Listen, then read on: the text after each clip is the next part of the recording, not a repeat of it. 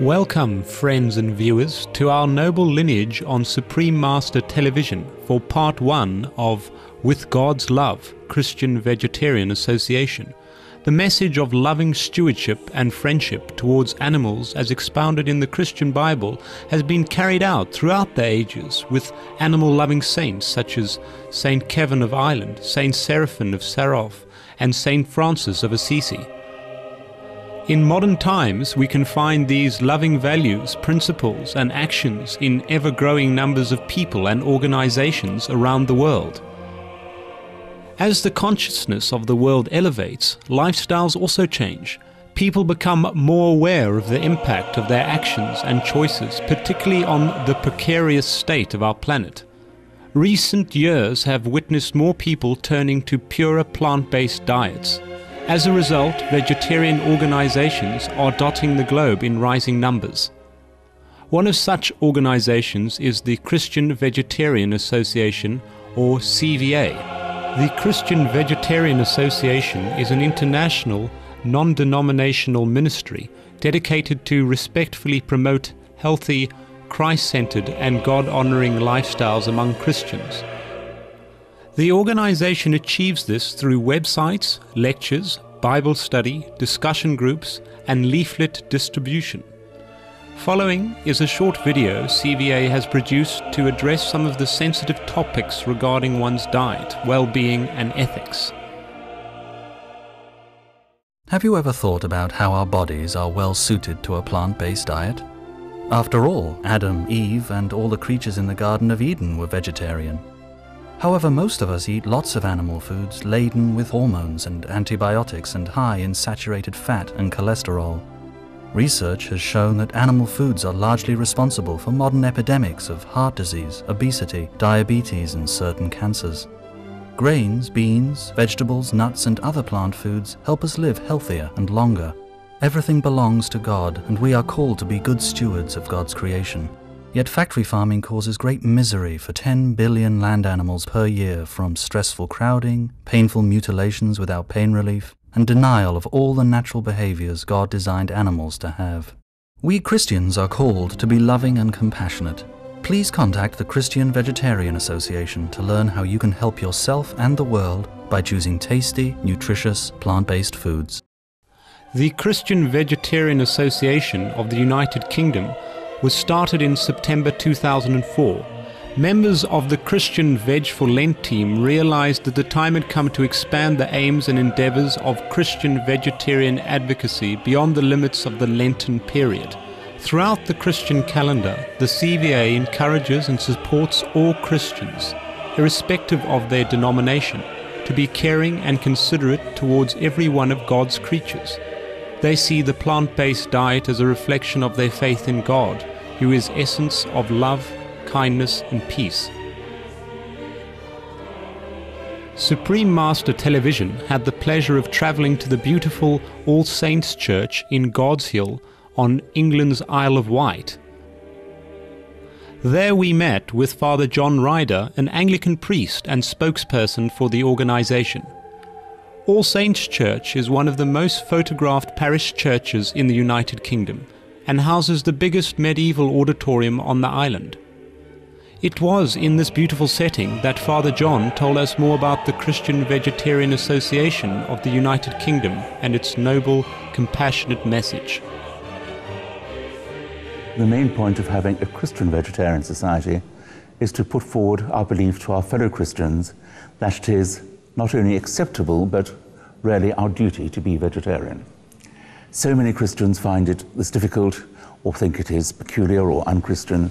We are saying no, it is actually what the Bible tells us we should be doing, and it is also because of our concern for the planet what we should be doing. Because of global warming, obviously, yes, the connection with the meat diet. That is one of the important added extras. But mind you, whether it be global warming, health, or for the sake of animals, I don't really mind, provided they stop eating meat. Of course, of course. Each and every one of us has a vital role to play in the climate crisis that we are now facing. Father John, with his years of study on the Christian Bible, investigations and practical experience being a vegetarian, offered his opinion on what we all could be doing to save and protect God's majestic creations. If God made the world, he certainly knew what we should be doing, and if he told us we should not be eating meat, well, we shouldn't be. If you don't follow the manufacturer's instructions, things will go wrong. If you listen to what the United Nations is saying, that the greatest cause of global warming, far greater than all forms of transport, is the production of meat. The greatest thing any individual can do to stop global warming is to reduce and hopefully eventually eliminate their consumption of meat and dairy.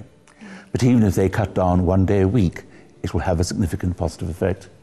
Even to the extent, as I said in my sermon this Sunday, that stopping to eat meat 1 day a week, the poor will probably feel the effect in the third world almost immediately, and it gives one a far better chance that one's grandchildren will have a habitable planet in which to live.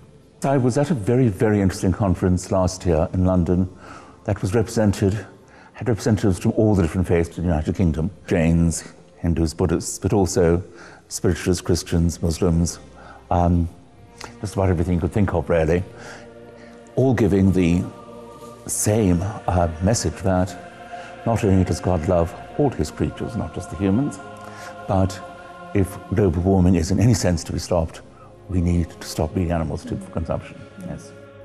When we return from some quiet contemplation, we will continue our talk with Father John Ryder and find out what he thinks Master Jesus would say if he was here today.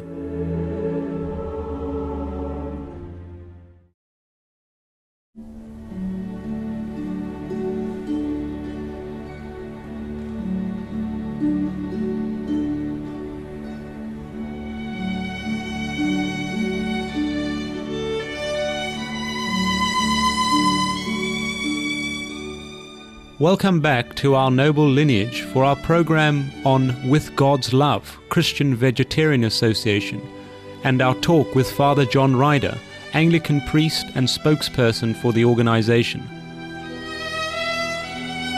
Father John, when did you actually become a vegetarian yourself? Both my wife and I had started thinking about it before we got married, but we decided to finally become vegetarian and we started to organize our own food when we got married. So that was about 30 years ago. Wow. Oh, well done. 30 years. Okay. And people say, but don't you get very thin? Not in my case, no. Oh, no. Father John believes that Christians are called to have compassion for all of God's creation. He reminds that an essential part of following Christ means being willing to forego comforts and even to suffer, if that prevents or alleviates suffering for others. The direction that God intends for us goes back to the original ideal that all creations, especially humans, were intended to be herbivorous and fruitarians. If Jesus was here today physically, what do you think he would be asking us to do?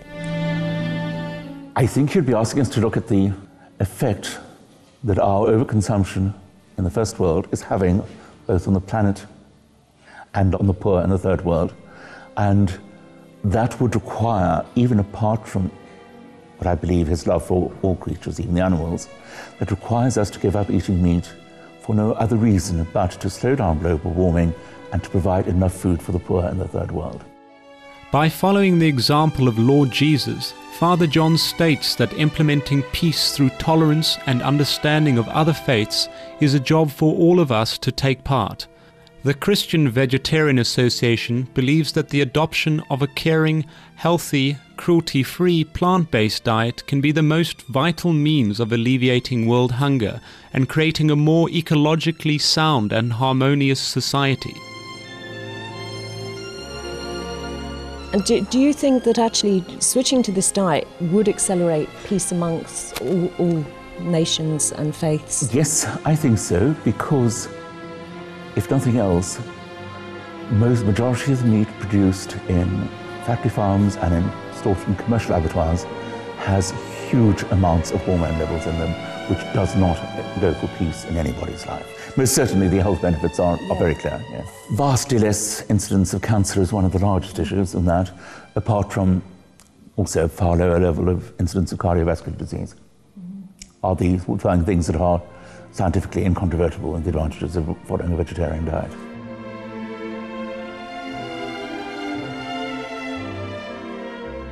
Father John states that he has been influenced by such great vegetarians like Gandhi, but his real understanding of the suffering of animals comes from studying and knowing them personally. He described how in reading certain script passages, such as Genesis 1:29 and 1:30, took on meaning so obvious that he wondered why everybody did not notice. King James Version, Genesis 1:29. And God said, Behold, I have given you every herb bearing seed, which is upon the face of all the earth, and every tree, in the which is the fruit of a tree yielding seed. To you it shall be for meat. Genesis 1:30. And to every beast of the earth, and to every fowl of the air, and to everything that creepeth upon the earth, wherein there is life, I have given every green herb for meat. And it was so. Okay, and your congregation here on the Isle of Wight, are you switching them to vegetarianism? Or? I hope I might have some slight influence on some, yes. I am very lucky to say that I do have quite a few who are. And I hope through my influence a few more who are thinking about it. With this, we also try to encourage going vegetarian at least for Lent. And if people can make that short-term commitment and find with an easy end in sight, and find that being vegetarian does not mean eating an undressed salad every day, they're more likely to actually consider a vegetarian diet in more circumstances. Okay. One of the families went over to a vegetarian diet purely because of what they saw on global warming. And we're quite amazed at how tasty the very easily available vegetarian foods are. What about Father John vegetarian cooking classes? I have produced a vegetarian cookbook, which we do have on sale, yes. Father John, in your opinion, why did our Creator create animals? I would say if we only had a world with plants and humans, it would be pretty boring. Yeah. Animals were created partly to show variety and glory, and to be our companions. There are areas where an animal can be a better friend to you than a human. It can be a companionship and a support and a sensitivity that an animal has towards you that we as humans have lost in our rushed lives.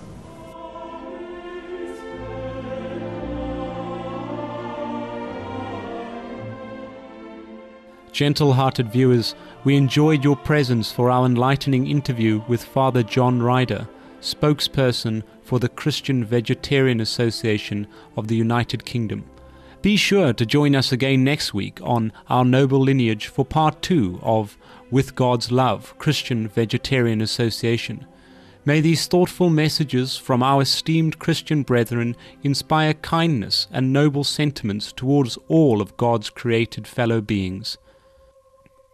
Coming up now is A Gift of Love, simple and nutritious cooking with Supreme Master Ching Hai. Wishing you a blessed new week to come.